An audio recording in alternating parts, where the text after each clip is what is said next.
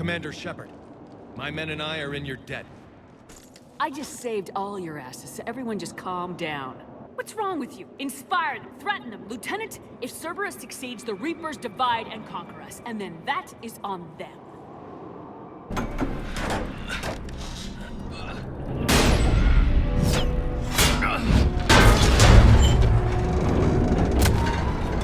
Lieutenant! Victory at any cost.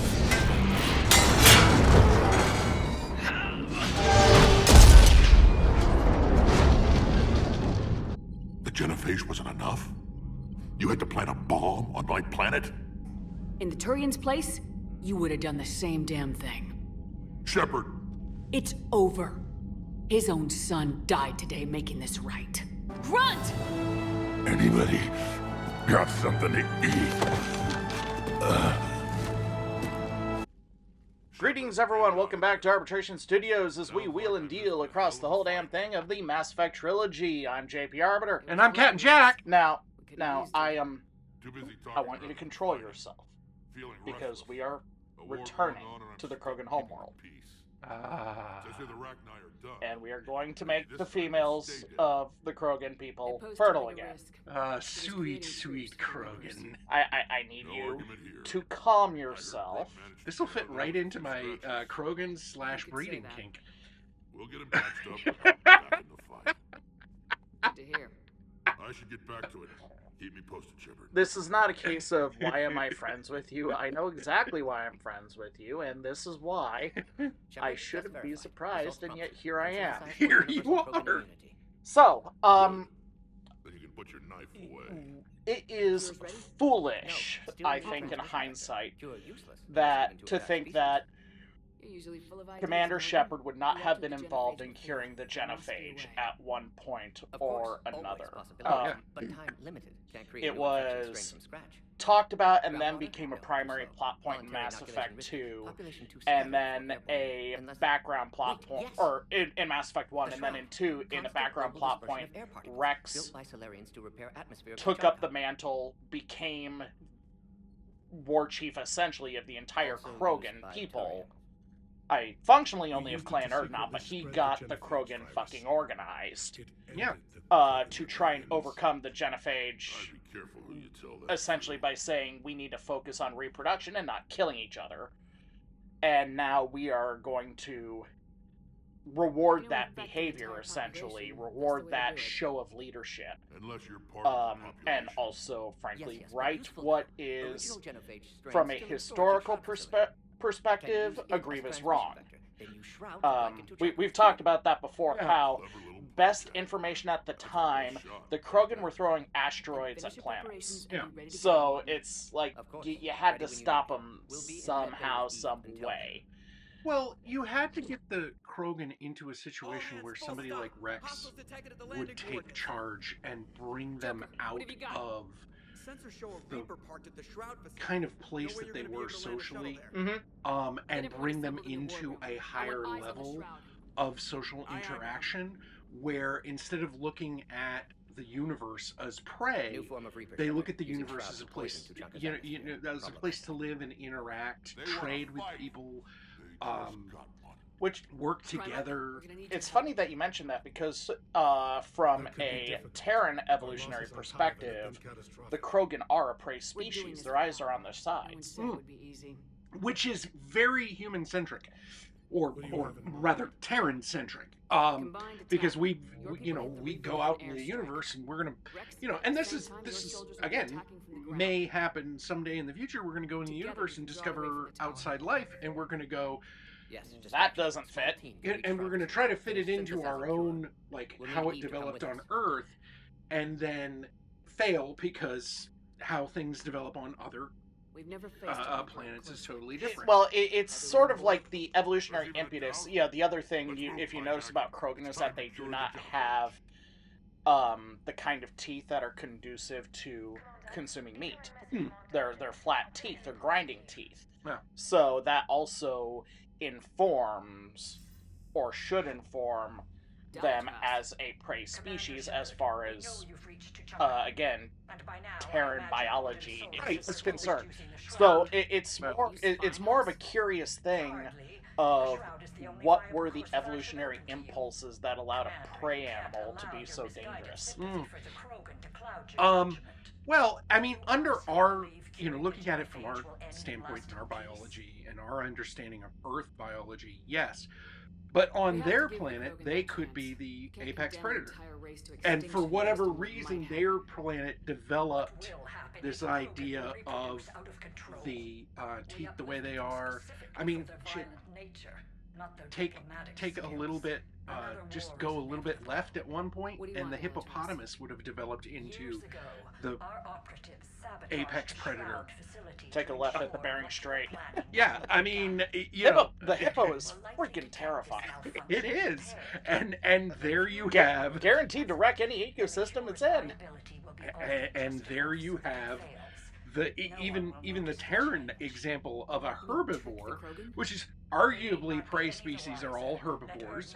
Well, a hippo is definitely omnivorous because it has those huge ass tusks. But anyway. But they so with the hippos, that's the hugely dangerous creature, and so we have developing on Tuchanka, and they eat flies. We completely missed, by the way, the Dalatrass offering us to betray the fuck out of the Krogan too. I've done this precisely twice in my playthroughs.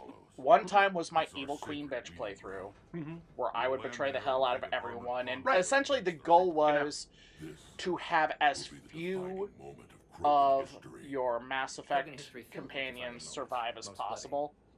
Nice. No, that's a worthy goal. And for the record, I did have Jacob volunteered to go in the vent, so he went into the vents in 2. I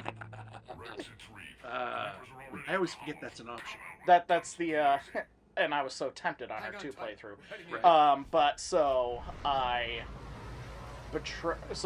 shot Rex, or no, I kept Rex. I betrayed him here, and then I shot Morden. So that was that. I know. Spoilers. You can shoot Morden. No. No, you can't. No, lies. The only other time that I betrayed it was more of instead of Evil Queen Bitch of the Universe, it was Sith Lord playthrough, which was the goal around that was maintain the status quo of the galaxy pre-Reapers as much as possible. Yes. So here we have, and not to change the subject to the game, but once again we have a Husk combat, which is 100% shambling zombies. Exactly, shambling zombies, which is in my opinion proof that BioWare could actually do a really good zombie horror survival game, if they so choose. See, the thing about the Husks, I mean, I can see why the Reapers would make humans into either husks or occasionally accessories for other species, the cannibals mostly. Because it's a fundamental misunderstanding of what humanity is good at. Humanity is not weak and frail and not very good at anything.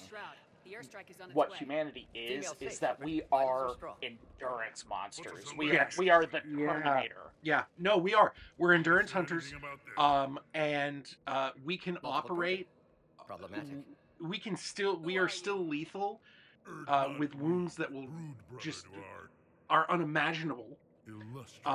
And we know how to pace ourselves and can run on such little caloric intake and tap into reserves stored not just in a specialized part of our body like a hump on a camel or a Krogan, but throughout our body. Yeah, and we are honestly, I think, and we have all those evolutionary advantages, which are cool and whatnot. But I think our biggest one is that we're right bastards. We will find a way to kill you. And that is how brothers deal with each other. Exactly. That's not a Krogan thing. That is a sibling thing. Indeed. Is this one of the guys that's voiced by Michael Dorn? No, that one was done. Oh, okay. Bakara coming in hot with the leadership role. Oh. That was a nat 20. Indeed. Well, you know, she's a special lady. Or you can fight the enemy you were born And this is right here. It's sort of I asked the same thing about Klingons, although Klingon society in Star Trek is extremely egalitarian. So long as you're capable of stabbing a motherfucker, you're good. But yeah, it's always like the what caused the.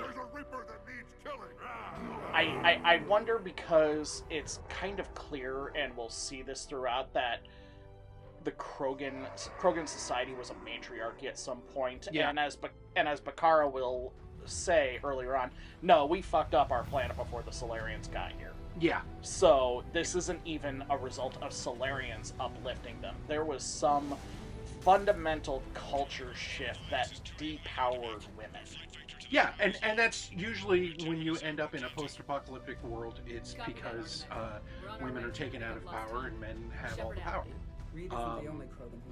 I mean, that's just story-wise. I wonder if it was more something that led to the apocalypse, though, rather than a post-apocalypse. Yeah. That's just me. But that's, you know, I think, you know, you brought up the Klingons, and that reminded me of something. Is essentially we see, culturally speaking, Clan Erdnot, really, and they mention a couple of different clans, but you don't really get to see those other clans in action. And I also often wonder if, like the Klingons, the different clans have vastly different social and cultural norms. For instance, with the Klingons, you have some Klingons who are not egalitarian. Like, they are very sexist. And you have some Klingon groups that are very noble, like only nobles can lead and everybody else is scum. You know, that kind of thing. And I would wonder, and this is just a storytelling element because that's how my brain works. I would wonder about the other clans if there was more diversity in thought about that sort of thing with the other clans. I think the thing that they're trying to establish is that the other Krogan clans really didn't have anything resembling a culture to them. I mean, Tuchanka as it is a world without art, a world without poetry, a world without entertainment, a world without any sort of expression. It is a war-torn wasteland, and the Krogan are still on a societal level, not warriors, they're killers. Right. Yeah, to even say that they are a warrior race, I think, is a horrible misnomer. They were elevated to be killers, and that was why their method of warfare essentially devolved into send the planet killers now and then clean up the rest. Right. And then, of course, because they are such hardy creatures, can live in any environment. They don't really worry about damaging the environment. Yeah, they'll figure it out. Indeed. Or their own slave populations to figure it out. Well, yeah. There's little thing. I've been bringing up squad choices with us. I brought Liara because Liara, being an archaeologist by trade, right, would be utterly fascinated by this. And it was down to her or Garrus, because Garrus would be the natural liaison for the Turian air support that we got coming in. Right. But I brought Javik for one very particular reason. Javik deserves to see a Reaper die today. And yes. He has waited 50,000 years. Yes. And he has earned it. Yes. And I want to give him that chance. Yes. So, you know, the road is out. There's a Reaper out there, and we got to figure out how to kill it. Indeed. No lies.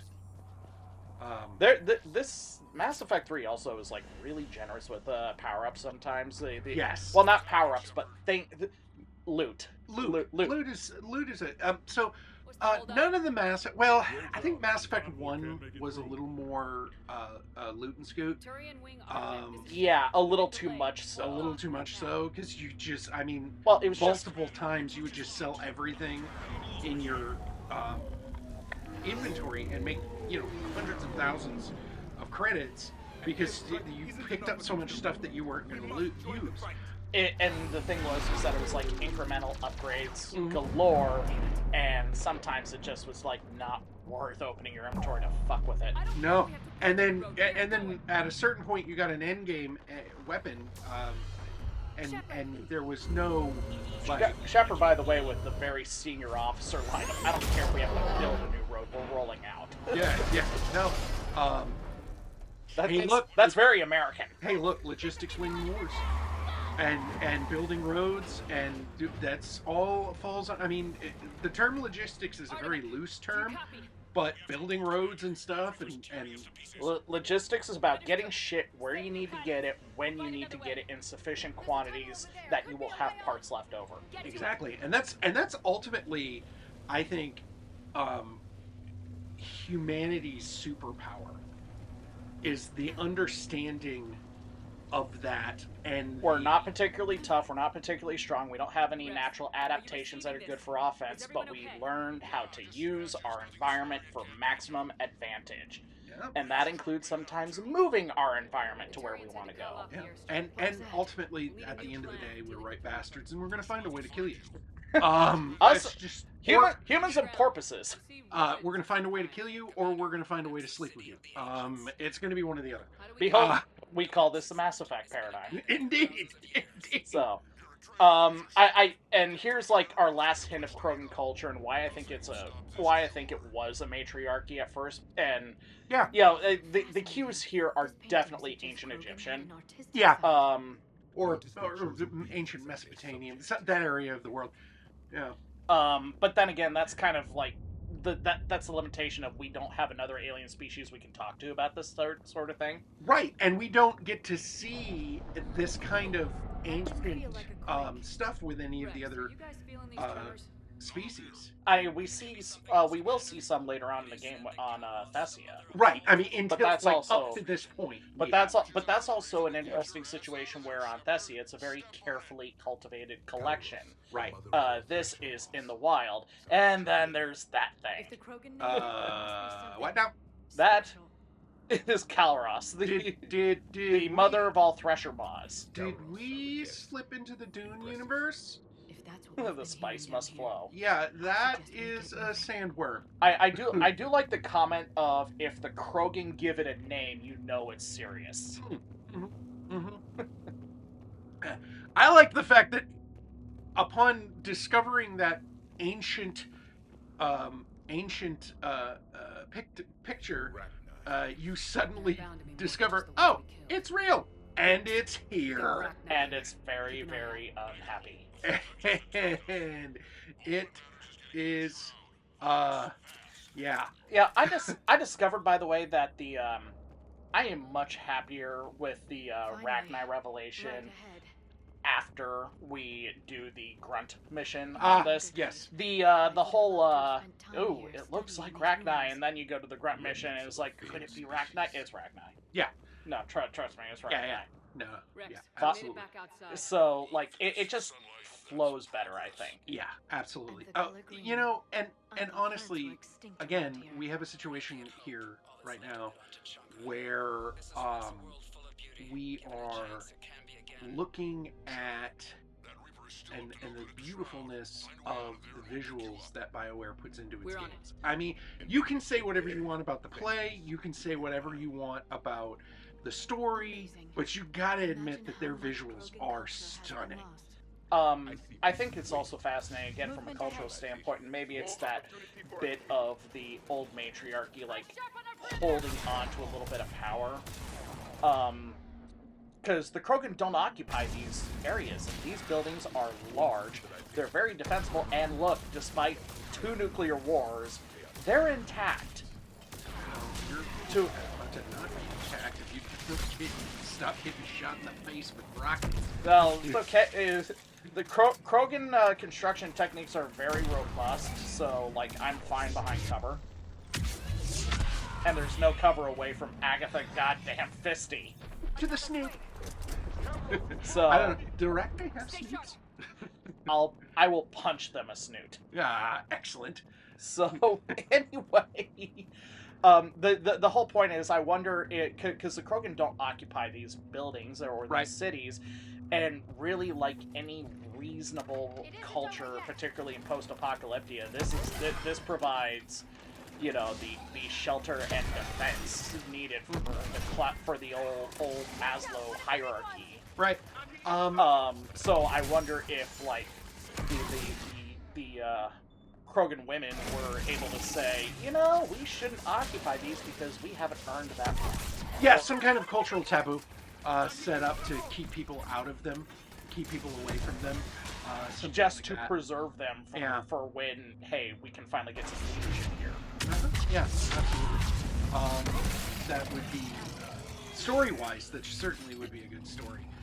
A good addition to the story, and a good kind of a nice way of closing that sort of. Not that it's a big like plot hole or story hole. Not like that. But it is one of those things that you go. There has to be an living here. Yeah, there has to be an explanation. But the other thing is, and this is why I hate people who say, "Well, how come they don't do this or how come they don't do that?" That's a plot hole. No, you have to read between the lines. Yeah. Inductive reasoning is a skill that sometimes needs to be used. And I'm not sure why, but I find it utterly, gigglingly, uncontrollably, laughingly hilarious when a body flies into the sky after getting killed. It is the funniest thing in the world to me. All right, this guy just tried to embarrass us on YouTube. He had to get the full force of our wrath. Well, you know. I would like to introduce you to the professional wrestler Harley Cameron. Feel the wrath. Indeed. Terrifies me. Well, I mean, but you're always attracted to women that terrify you. She terrifies me in a way that the wrestler Abaddon was only able to do, with to much the same result. Abby. Love me some Abby. Anyway, maybe that'll be her babyface name. She'll go from Abaddon to Abby. Oh my, that is unquestionably. That is the biggest tube of meat I have ever seen. Indeed. That's what she said. I mean, yeah. But I'll tell you, the first time you play through this, that is kind of a scary moment. We've only encountered Thresher Maws when we were in a tank. And then that one time on foot, but that was also like a quarter of a mile away. Yeah. Look, I remember in the first game, Thresher Maws were really the only thing that caused me any sort of stress. Mm-hmm. Everything else was, if you knew your build and you knew how to use your build, you were good. Thresher Maws were just like, you had to figure out the timing.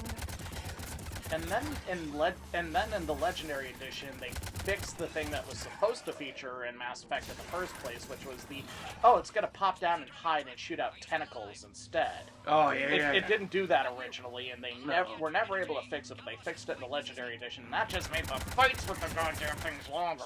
Right, and more annoying. Look, tentacles bother me. They do. I'm not a tentacle guy. That is a lie. That is your wife. That is not me. Both of you. I have seen your search history. Oh. If it bothers you, you're trying to overcome it through exposure therapy. Okay, that's fair. That's a fair statement. Yoritsuko Duchi. Go ahead and look that up, kids. Don't look it. Do not look it up. So, and I love the visuals.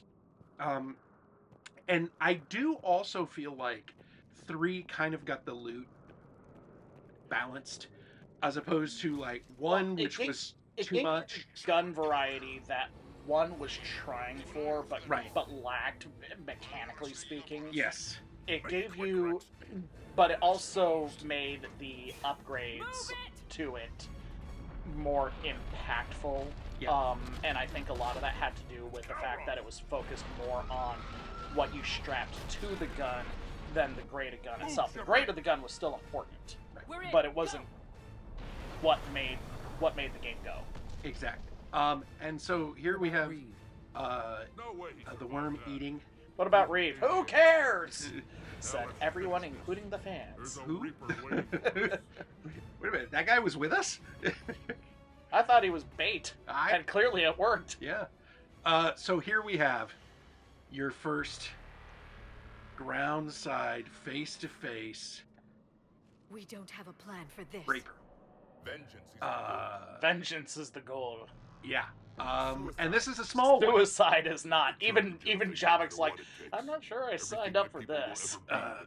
Yeah. So I hope this idea you were talking about is. what are you to do? See, here's the thing. Here is that moment of the moment where Would that even work? you Already discussed strength. so Just all need to your distract technology, from it. all your Draw it from available once you are power, synthesized, everything released. you have, What makes you so you, sure she'll come? it's not enough. It's gonna fail you. So what do? You gotta think. You gotta science this shit. Well, You gotta figure out a way. fuck science. Let's throw nature at it. Nature is, Through the Omega it's formulae. and so yeah, you come up with a good plan, a great plan, a wonderful plan, an absolutely horrific plan. There's no way this is gonna work. Oh no, none at all. And yet somehow, because the plot demands it, it will. Oh, well, and this is actually a sign of something bigger Let's make that I'm sure we all always. get out I of chose the be safe option because again, it's sort of like, shit, we're in war now. Yeah, absolutely. Again, one of the things that. Bro moment coming up. Oh, I love a good bro moment. A friend of Clan Oh, Erdnach, Rexy. and a sister to me. I know you got another girl now, but Born after this day, I don't mind being your the side name piece. Shepherd will mean Down boy. hero. And oh, Now, let's see why. hoo-ha! And then Rex gets his epic moment. I've got this. I got this. Ah. I am Erdnach Rex. This is Sparta! Here we go. See you on the other side. No, alive, but Shepard. there's Perhaps you are in ready. nature. I love how Morton's reaction, by the way, is just sort of, okay, he's off doing that now, let's just get this done. I love in nature. Nature abhors a vacuum, and so there is really in nature always something bigger and badder that's going to eat you. The other thing that nature really doesn't appreciate and will try to dislodge is that nature doesn't appreciate a foreign body. This is also true. The humanity has overcome this by saying "fuck you, nature," and being masters of manipulating nature. True, but humanity also how do I put this? Dies a lot. Yeah. Like a lot. Like just an obscene nature kills an obscene amount of people. Mm-hmm. Whether it's from large creatures that decide to eat us, hippos, or it's tiny creatures like viruses that decide to kill us. Either way, nature will. Or- Oh gods! Or sometimes people will kill other people. Through wars, disease, famines, some bastard somehow managing to T-bone you on a highway. Indeed. I am still really sore about that. In more ways than one, I imagine. Oh god, my hips are killing me. That's what she said. Ba-dum-bum. Okay, so here we have, that is a giant laser. And Rex just gave us the best advice in the world. I recommend avoiding the giant laser. I mean, obviously it's not, it's some kind of, particle weapon, not really a laser since you can see it. But, I mean, visible lasers are a thing. Generally, they're actually really low powered, though. so in this case, what we're dealing with is, I mean... Call it what it is. We're dealing with a giant dung beetle. Yeah, that is, I mean, that's what it looks like. That spits stupid people. stupid fat people. That's what it spits at us. Oh shit! Oh god! Run! And that is the closest encounter I will ever want. And when I say that, it spits out dang hulks, whatever you want to call those things. There's a great moment here. Right. There's a Reaper in my way, Rex. I know, you get all the fun. You want to come out here?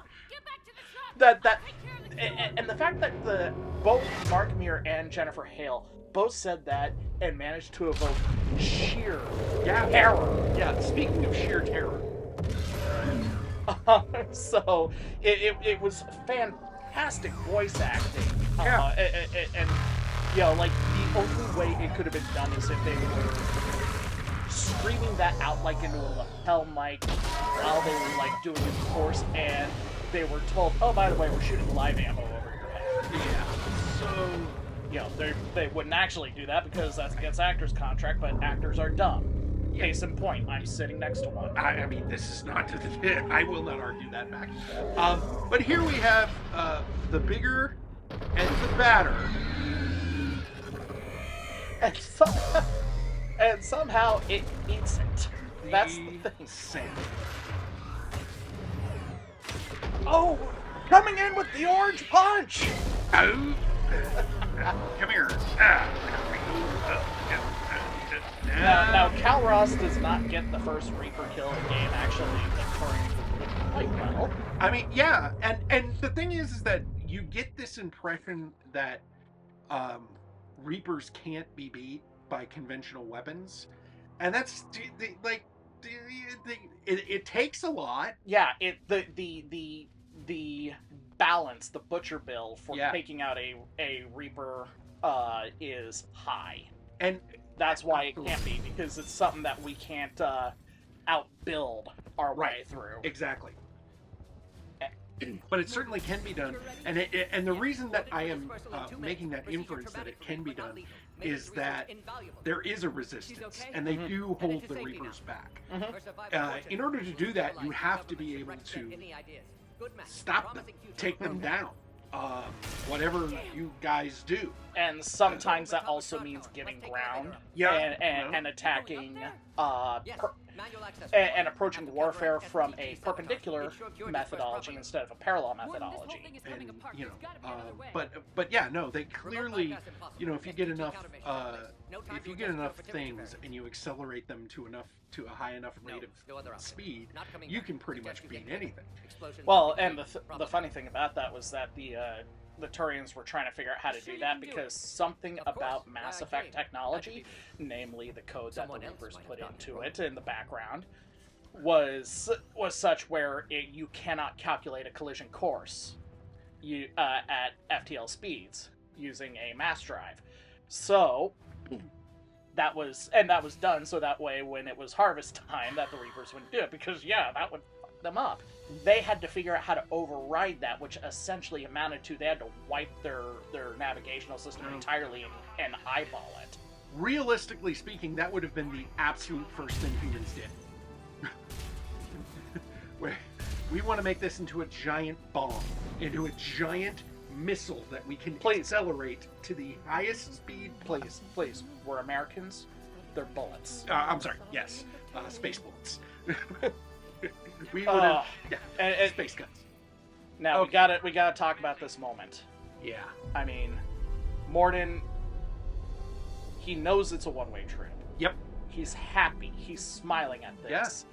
And, he's singing to himself really to self-soothe because he knows at some point it's gonna blow up. Like, I wonder if there was a thought of maybe I could bolt back to the elevator. Well, and it's established very early on that they're a very short-lived race. About 40 to 50 years. 40 to 50 years. He may, and I assume, based on what he was talking about, that he was approaching elderly stage.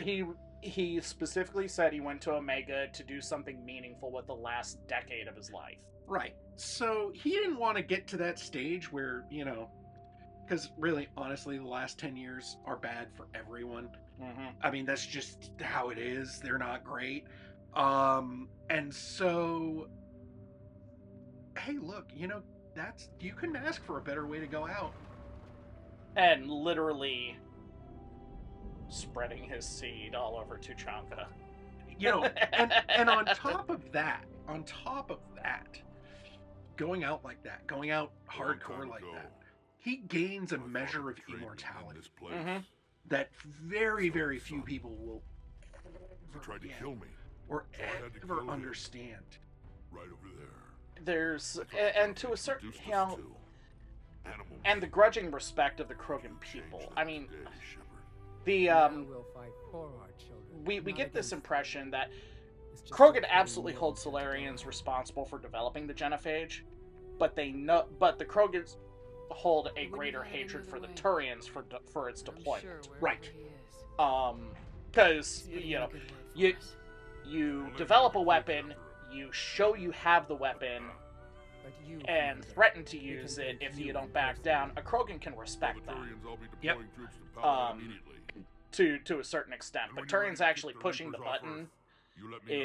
is that Krogan that's back in like, oh, that's a step too Goodbye, far. This Commander. is a blood feud that'll What will you never do go now? away. Spread the Right. hope. I mean, you've given us. honestly, And the only Even now, reason it there are goes away is colonies because gathering we in the offered them Kelpic something Valley. bigger.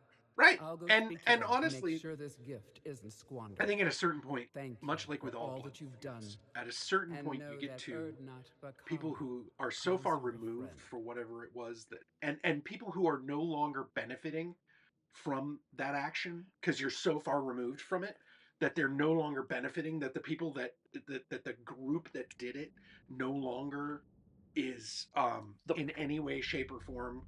The problem with that and why the genophage and the declination of Krogan people has been such a sore issue Rex has is the agreed to fact help that the Turians out. while We should get their full support. while Take it that leaves the Solarians 20 out of the generations of equation. Turians The cost of have their support is passed, too Right, high. because We're still- Krogans live we're still forever. we're still Right. dealing with Let's hope we the don't need first generation, not only the first generation after the genophage and maybe the second, but the generation that was there. Yeah. No, Are you're still- I had completely, when I made that statement, completely forgot that Krogans are probably Stupidly. stupid. Like, except for Asarians, they're like some of the The Turian hierarchy stupidest stand with long-lived. humanity against the Reapers. I'm And glad we can help each other out. It's and the you'll only see way to that defeat the Reapers. more Not much is in certain. 4 with the Krogan that you pick up in To that 4. end, Yeah, Nakmor Drak and Trigox ships Andromeda, are ready he's to not help just a build the veteran of the Crucible. Krogan rebellions, he's a Garrison veteran of the will Rachni be Wars. Exactly. So- I love him. And when the time comes to deploy, Almost as much as I Well, love Rex. he is so Drak may is the spirits he watch was over us old and all. busted when the genophage started. So he's reached that zen point of I don't fucking care anymore. Exactly. Morden died. No question. I It can't mean, be easy. But since I'll sleep when I'm dead. Krogan technically can live even longer than Asari. From what I understand from the background lore, they're like lobsters essentially. Oh, They yeah. are from a biological basis functionally immortal. They have no telomeres in their DNA. yeah.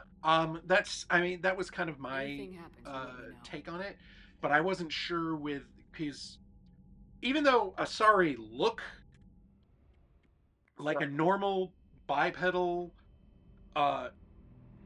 race, their means of reproduction Mm-hmm. would indicate that look is an evolutionary look in order to procreate, and in order to procreate with the Everyone likes big titty blue skin babes. basically, and not in fact they evolved to look like that from something else Mm-hmm. in order to reproduce.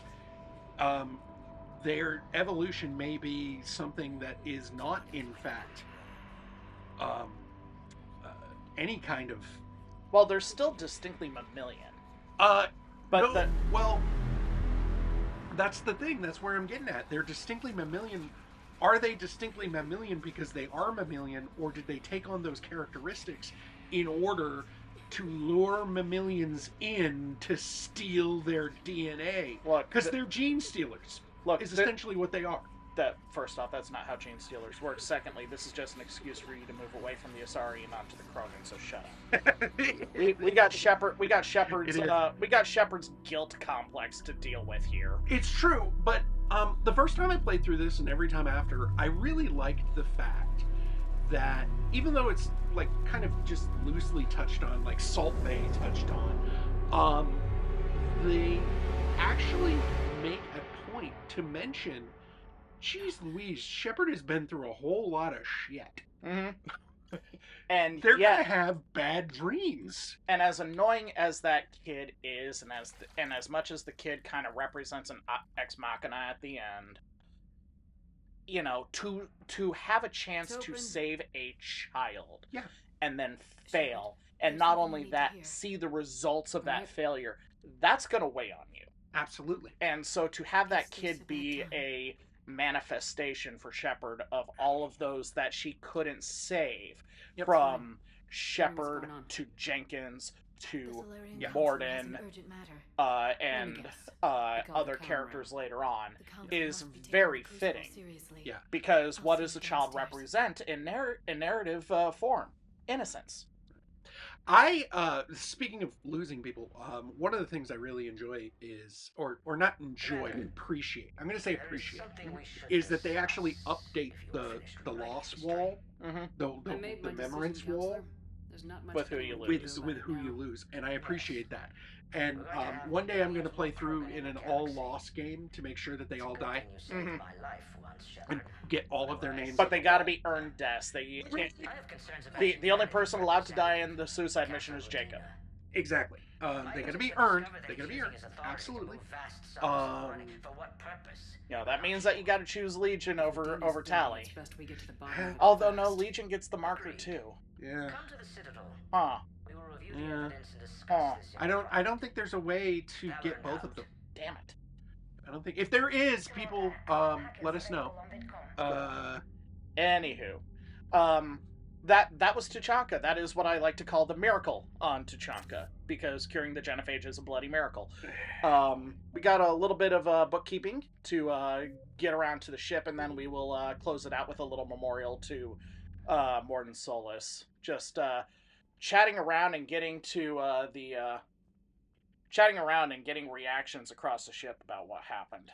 Well, everybody. I mean, Morden is probably everybody's favorite alien influence on the ship. I mean, to a certain extent, Garrus is our best friend. Garrus is our best friend, but I don't think people view Garrus as an alien anymore. I think they just view him as Garrus. He's not really like.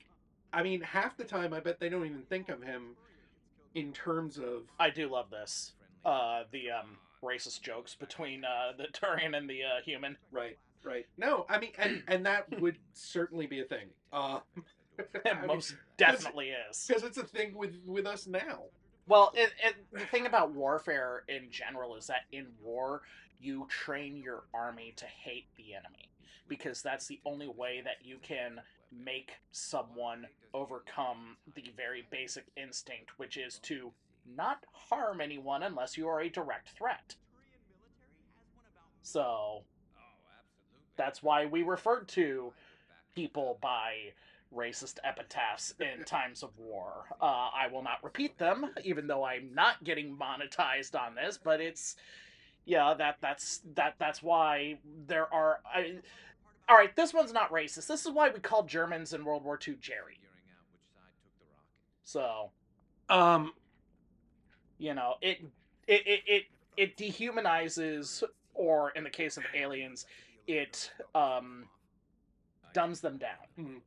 Well, I do think at this point, Garrus has been with you for so much. Garrus and Tally, really, have been with you for so long and so much that they're just part of the ship.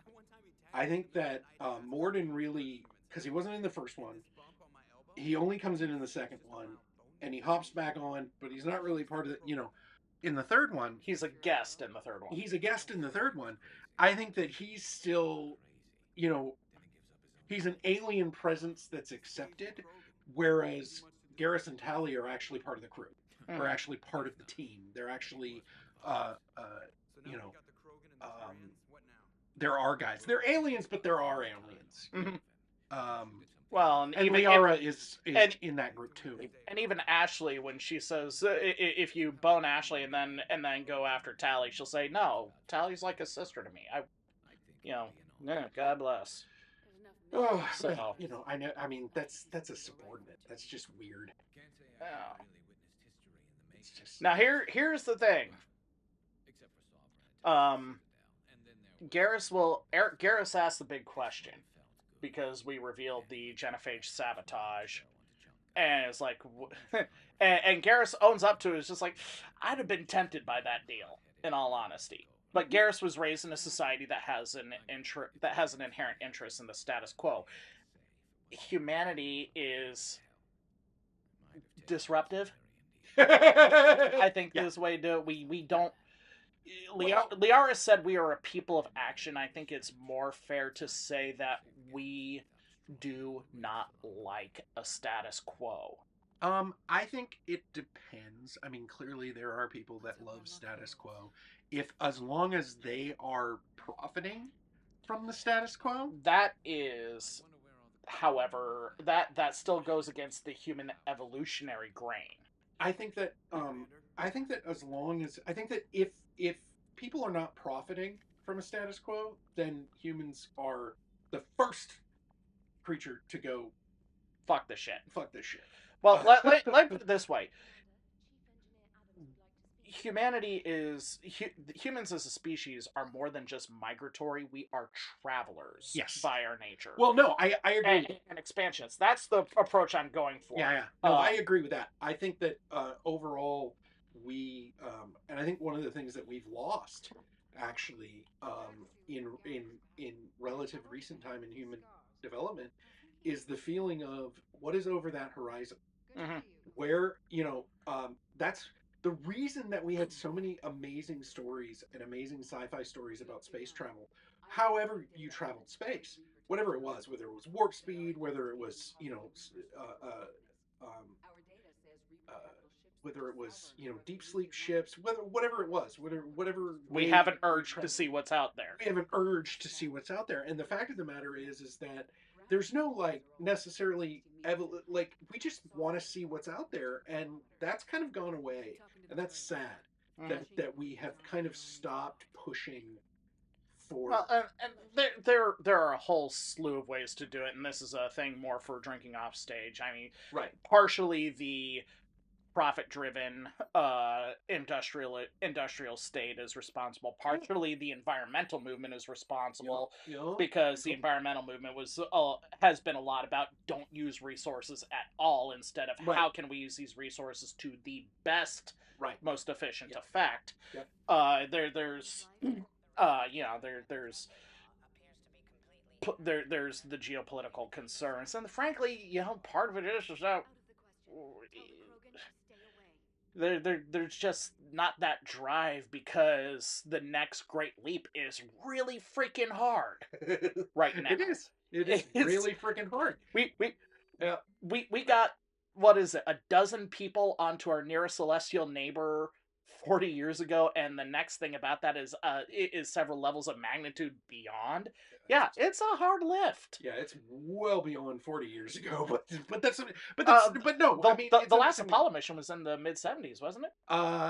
50 years ago. Yeah, I don't remember what the time date is, but I should know this. I'm 43 or 42 now. But I do know that we went to the moon, and and again, that's actually mentioning the moon. Is actually in the game at the end of it, which is pretty cool, but we'll go over that when it happens. But as far as and now we're doing some chatting with the Shadow Broker. Well, and I love how she's so neurotic, because she's like, holy shit, if I hunkered down, I could actually live to see this all end. Mm-hmm. And really, she could be, like, if she decided to disappear and hide, she could be like the matriarch that begins bringing up other species out of dark ages. Yeah, out of their dark ages and into space. Yeah. So it's like, and I mean, all species are going to have a certain level of self-interest, so you know she was thinking about it. Like it crossed her mind, just like for Garrus taking the Dalatras's deal would cross her mind, and for me, yeah, it would absolutely cross my mind. Absolutely. I think for me, and the only reason that it didn't cross my mind, just to expand on that a little bit, is that because I kept Rex on, I just kept thinking Rex would find out. I don't know how Rex would find, and then I see gameplay videos on YouTube, and I fucking called it. Yeah, no, and honestly, for me, playing when you play a role playing game, you do it a disservice if you don't get into it, if you don't play it. You know, if you're just going, yeah, no, I'm playing the fighting, I'm doing the fighting, whatever. If you don't actually get into the role, then you're doing it a disservice, and you're doing yourself a disservice too.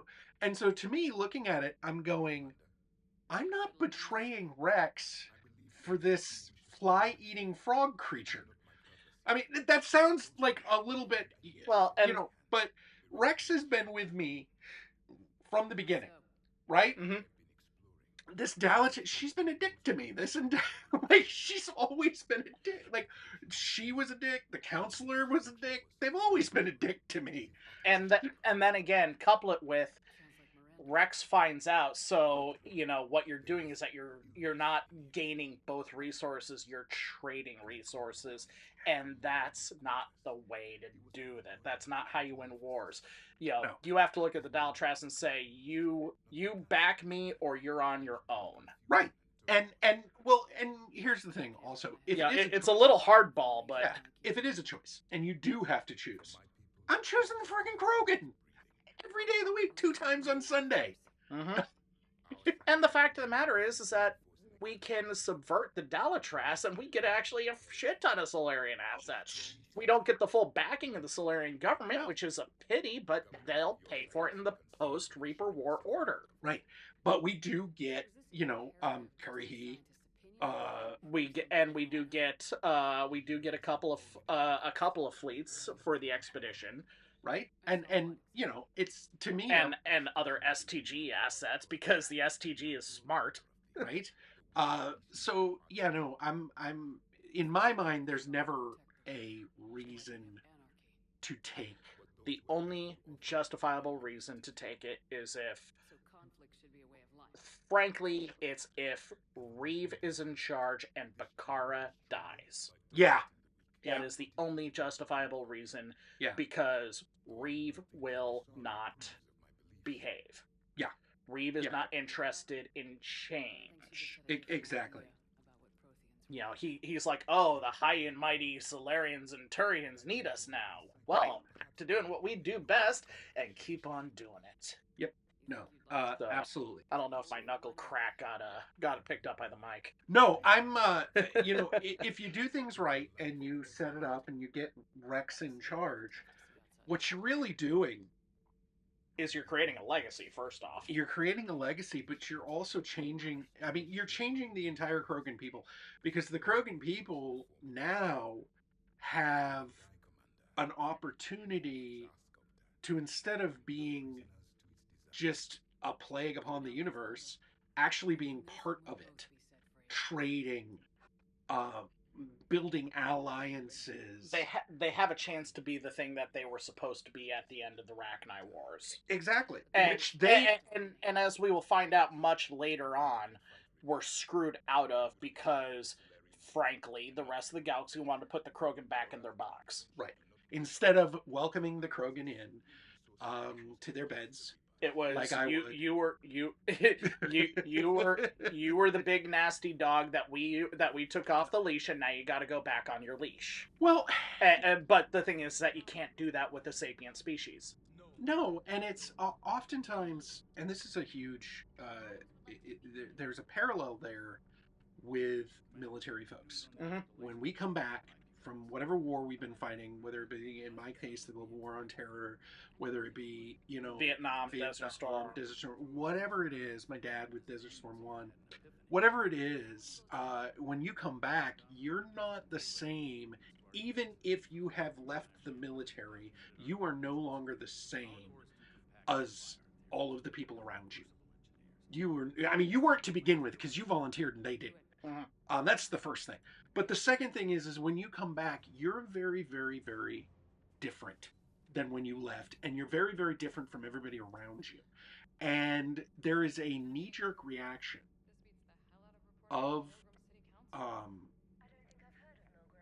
I hate to interrupt you, but No, we're it's actually okay. going to get a very important aspect on this. That's perfectly fine. On this, and why, as annoying as she is, and why I fucking hate this dress on her. Yeah. Agreed. Why I will always pick up Allers, because I think that it is important to have a war correspondent on the Normandy, and it's Absolutely. for these moments right here, Mm-hmm. because as bizarre and annoying as it was, and Desert Storm, we saw embedded journalists to a degree that was never thought of, even in Vietnam when we started having embedded television journalists. And then the global war on terror, particularly during Iraqi freedom, it was because of the embedding of journalists in Iraqi freedom. Sure, we got overblown things like that private what's her name, who was briefly captured. Yes. And it was like turned into this whole spectacle, but we also got all of the wrongs that we were doing exposed because of embedded journalists. Yeah. More so than what Edward Snowden or Chelsea Manning, Private Manning exposed. And Private Manning didn't expose a whole hell of a lot. No, and honestly, Snowden was a fucking traitor, and I wish we could get him and hang him. But yeah, but it was journalists both on the front lines and in the editing room back home that exposed American malfeasance in Iraq in particular. Afghanistan, not so much. Afghanistan, we were doing good work, and it was just a shame that the Afghans wouldn't pick themselves up. But I deployed. I worked very heavily. Afghan in Iraq, more so Afghan was what I served in, and I was a deployment specialist, the logistics and all of the things about deploying people. And I deployed more than my fair share of folks who were going over there not to fight, but to teach farming, to help build resources. So, but what I was going to say is that with the Krogan, there is they made a monster, and they didn't know how to handle the monster, and we fixed that. We elevate the monster and tell the monster they're not a monster. I should point something out though. We didn't fix it. Morden did. And for that, I have a very, very special goodbye for Dr. Morden Solis. So, until next time, I'll be seeing you kids. Deuces.